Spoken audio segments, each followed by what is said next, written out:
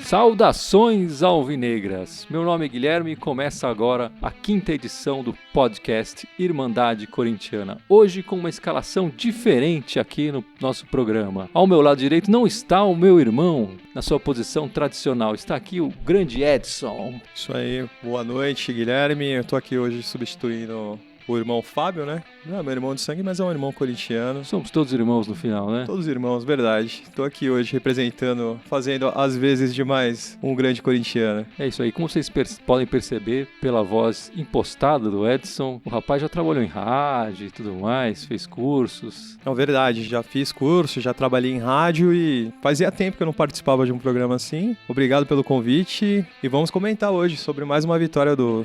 É sempre um prazer. Eu e o Edson temos uma história curiosa. A gente trabalhou um tempo junto na mesma empresa, né? Verdade. Depois perdemos contato e aí por uma dessas coincidências você foi trabalhar com o meu irmão numa outra empresa. Verdade, por isso que somos todos irmãos, sem saber, coincidências da vida, o mundo é muito pequeno. A família é grande. E a família é grande e o que importa é que somos todos Corinthians. Todo mundo Corinthians aqui, então vamos falar desse jogo de hoje, mais uma vitória.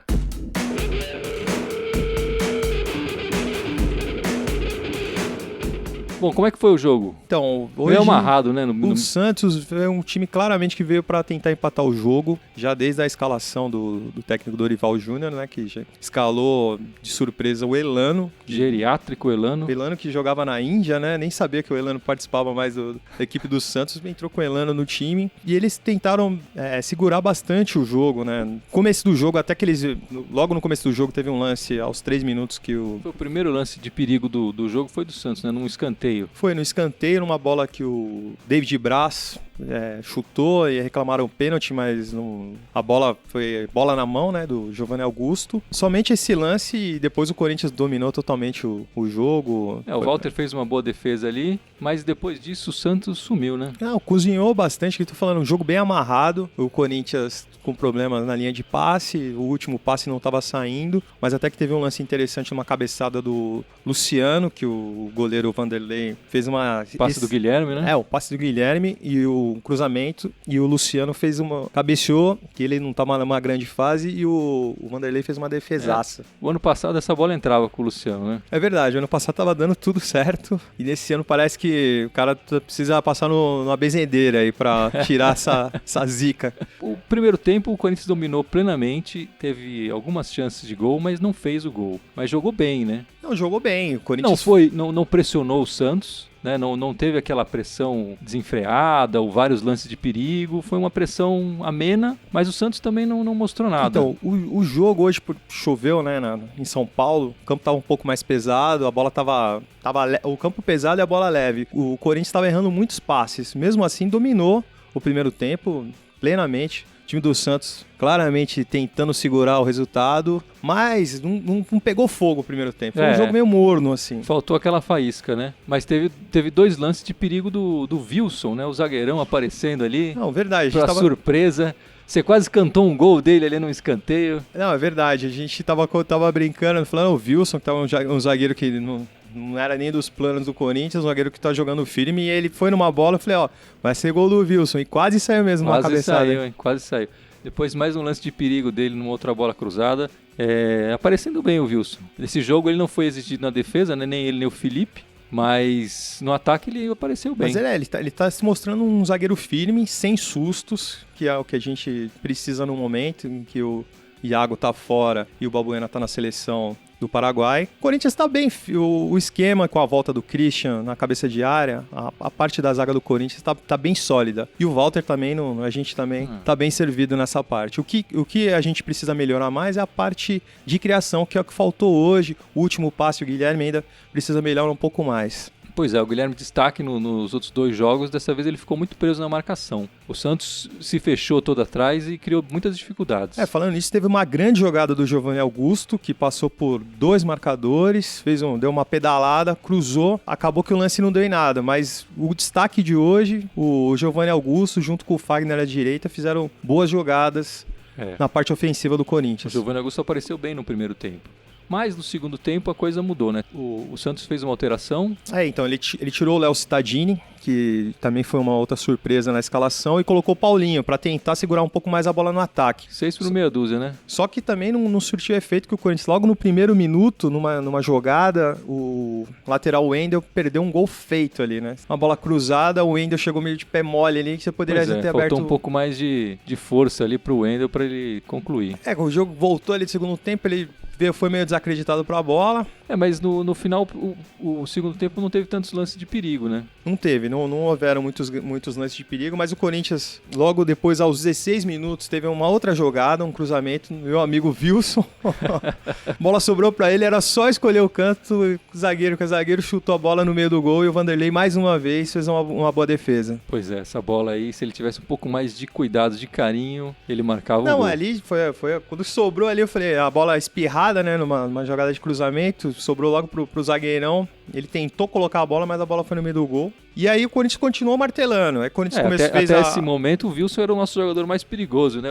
Se a gente for contar as chances de gol, é verdade. O Luciano teve uma chance e o Wilson teve 3. É verdade. O Wilson estava sendo o nosso atacante mais efetivo. Mais perigoso. Eu lembro em 2013, o Tite chegou a colocar o Paulo André no ataque. Você lembra disso? Num determinado jogo, o jogo estava ruim, ele fazia uma alteração e jogava o Paulo André lá na frente. É verdade. De repente pode fazer isso com o Wilson e dá mais certo, né? Porque até onde eu me lembro, o Paulo André não marcou nenhum gol quando ele foi pra frente. Não, é verdade. O Paulo André teve um jogo mesmo, acho que foi até ele contra o Atlético Paranaense, se não me engano, que é o time hoje do Paulo André, que o Corinthians não tinha mais alternativa, precisava buscar o resultado, e ele colocou o zagueiro de centroavante. Mas é uma boa, porque os nossos centroavantes, os atacantes do Corinthians estão numa fase meio negra, devagar, né? Se não são os meio-campistas. O Luciano, muito mal no jogo hoje, perdeu diversas oportunidades, várias jogadas, vários passes errados, e o André nem se fale, né? A gente tava comentando que hoje era um bom jogo pro Romero, que é a correria, e acabou não entrando no jogo. O primeiro atacante que entrou foi o Luca, que entrou no lugar do Marquinhos Gabriel, mas também a nossa nota aqui foi o pior jogador do Corinthians. Foi um dos piores. O Luca, que entrou tão bem na outra partida, dessa vez não fez nada, né? Tentou. É isso que às vezes eu não entendo um pouco da mesmice. Às vezes não funciona. Cada jogo é uma história, né? Hoje o Tite poderia ter pensado numa outra alternativa, que às vezes você vai repetir, deu certo no outro jogo, não é que vai dar certo novamente. As características do jogo, se eu fosse o Tite, eu colocaria o Romero pra abrir mais um pouco o jogo, pra tentar fazer uma jogada de linha de fundo. Ele não fez exatamente a mesma alteração, né? Da outra vez ele entrou no lugar do Luciano, dessa vez ele entrou no lugar do Marquinhos Gabriel, que na verdade nem no primeiro tempo ele jogou muito bem, mas no segundo tava bem sumido, mas o Lucas não fez tanta diferença. Acabou não surtindo efeito essa alteração. Depois ainda, eu tô falando, nesse momento do jogo que o Corinthians precisava vencer, eu já tiraria o Bruno Henrique também, que não fez uma boa partida, já tiraria ele, iria pra cima do Santos. Só que o Tite, precavido, tirou o Marquinhos Gabriel e colocou o Luca. E depois, ele vendo que não fez tanto efeito, tirou o Bruno Henrique pra colocar o Rodriguinho, né? Mas também não pegou na bola. Pois é, ele entrou, ele ficou um tempo, eu lembro que eu até comentei com você. O Rodriguinho entrou em campo? Parece que não entrou ainda, né? Então, o Rodriguinho faz tempo que não entra em campo, né? Já faz alguns meses já que não entra em campo, tanto que é reserva. Os jogadores que vieram do Atlético Mineiro já tomaram conta das posições.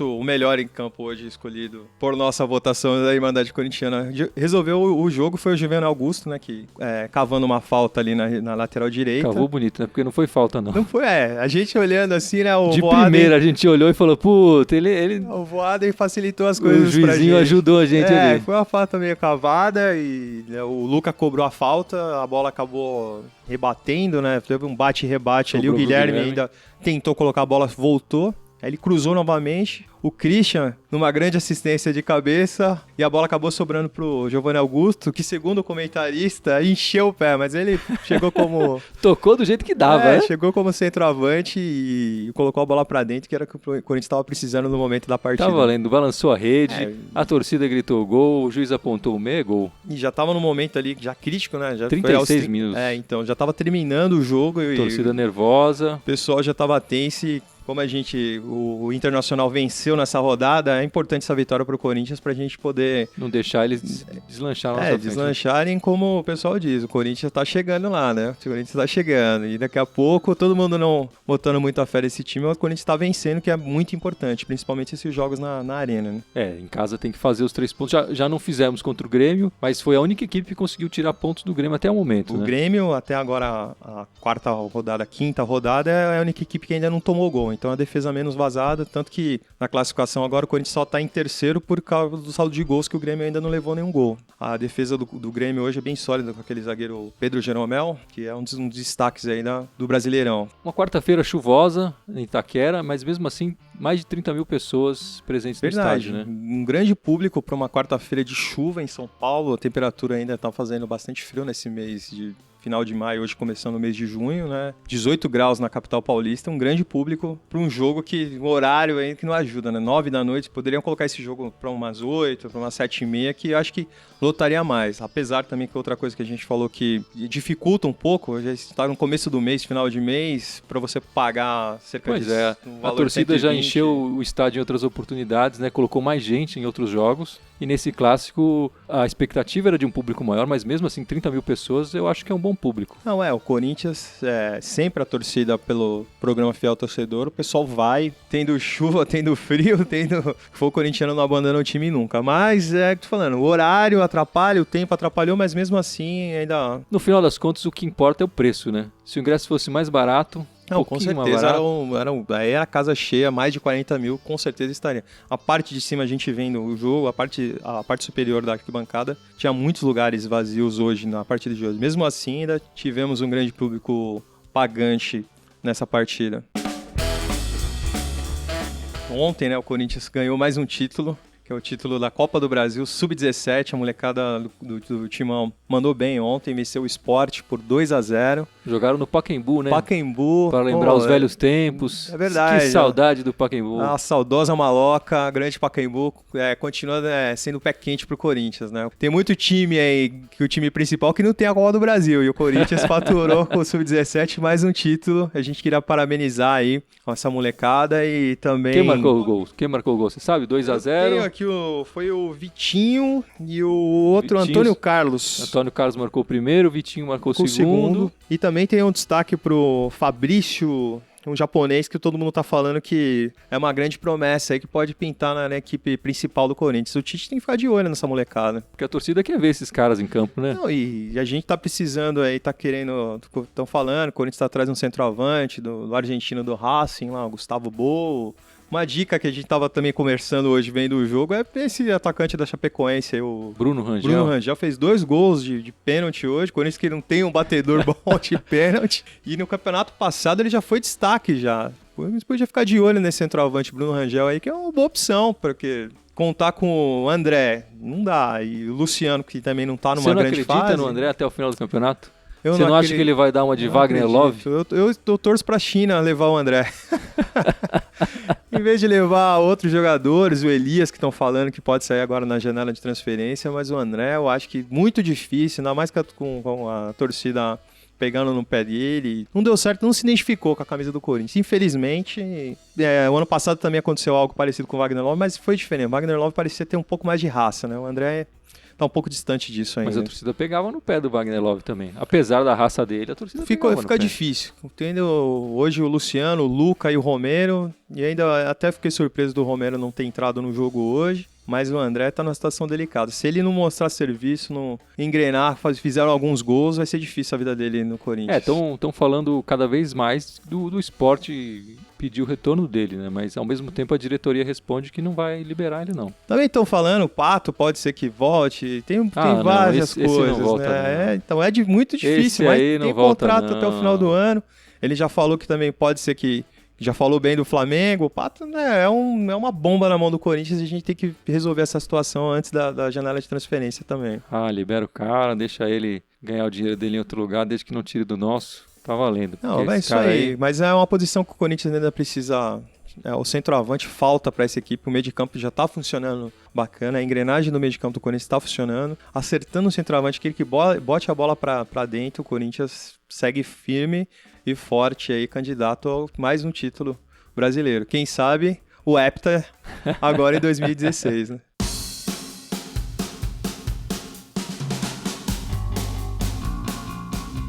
E o próximo jogo do Corinthians é contra o Curitiba no sábado, à noite, né? Então, mais um jogo do Corinthians que, nesses horários alternativos, vai ser no pay-per-view. A gente até estava comentando que o Corinthians saiu da grade da Globo por um período aí, não sei se está suspenso. Mas é um jogo à noite, no sábado à noite. Já é o quarto jogo, esse jogo do contra o Curitiba vai ser o quarto jogo seguido que é somente no pay-per-view. O pessoal da Globo aí meio que deixou o Corinthians pro pessoal gastar um pouco do pay-per-view. Vai pegar o Curitiba, que hoje perdeu da Chapecoense por 4-3. Tem o Kleber Gladiador, que precisa ficar de olho, que é um atacante de respeito. Mas o Corinthians entra como favorito, mais um jogo na Arena. Tem que fazer, né, os 3 pontos.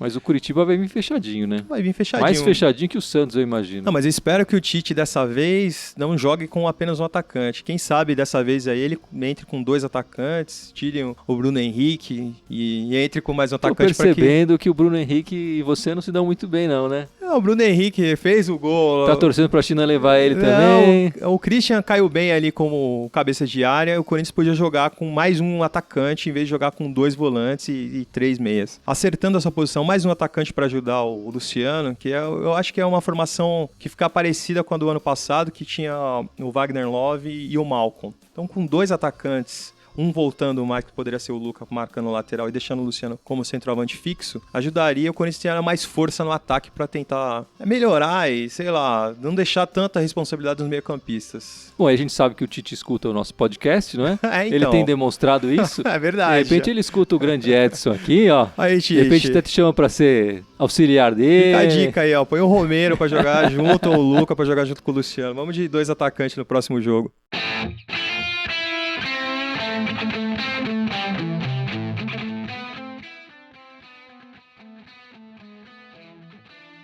Esse podcast aqui só com 2 pessoas, vai ficando por aqui. Mas antes é bom lembrar as nossas redes sociais, né? Você pode procurar a gente no Instagram, no Facebook, no Twitter, lugar. Irmandade Corintiana. Se quiser falar com a gente por e-mail, também tem o nosso e-mail, irmandadecorintiana@outlook.com. Por favor, mande dicas, mande críticas, pode ir lá, manda sugestões, lá um recado, manda um alô, manda dinheiro, né?